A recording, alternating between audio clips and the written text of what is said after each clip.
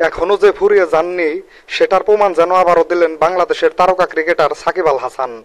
Caribbean premier লিগে বর্তমান champion Saint Lucia কিংসের বিপক্ষে অ্যান্টিগা অ্যান্ড বারবুডা ফ্যালকনসের হয়ে 235 স্ট্রাইক রেটে 26 বলে 61 রানের অসাধারণ একটি ইনিংস খেললেন সাকিব আল হাসান। 61 রানের এই চমৎকার ইনিংসে ছিল 5টি 4 ও 5টি বড় ছয়ের মার।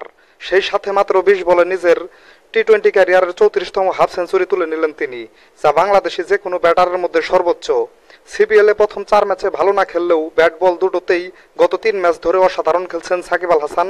এমনকি গায়ানা অ্যামাজন ওয়ারিয়র্সের বিপক্ষে তিনি ম্যাচ সেরার পুরস্কারও জিতে নিয়েছিলেন। আজকের ম্যাচের শুরু থেকেই ঝড়ো ব্যাটিং করতে থাকেন তিনি। তার সেই ঝড়ো ব্যাটিং দেখার জন্য অনেকদিন ধরেই অপেক্ষায় ছিল তার ভক্তরা, আর ভক্তদের সেই অপেক্ষার অবসান ঘটালেন তিনি আজকে অসাধারণ একটি ইনিংস খেলে। এটি ছিল তার ক্যারিবিয়ান প্রিমিয়ার লিগে 3য় half century. David Wiese, Roston Chase, Alzarri Joseph যারা বোলিংয়ে এসেছেন তাদের সবার বলেই বাউন্ডারি আর ওভার বাউন্ডারি মেরে সীমানা ছাড়া করেছেন তিনি। বাংলাদেশ জাতীয় দলে এখনো যে তার প্রয়োজন আছে সেটা যেন বারবার প্রমাণ করে চলেছেন সাকিব আল হাসান।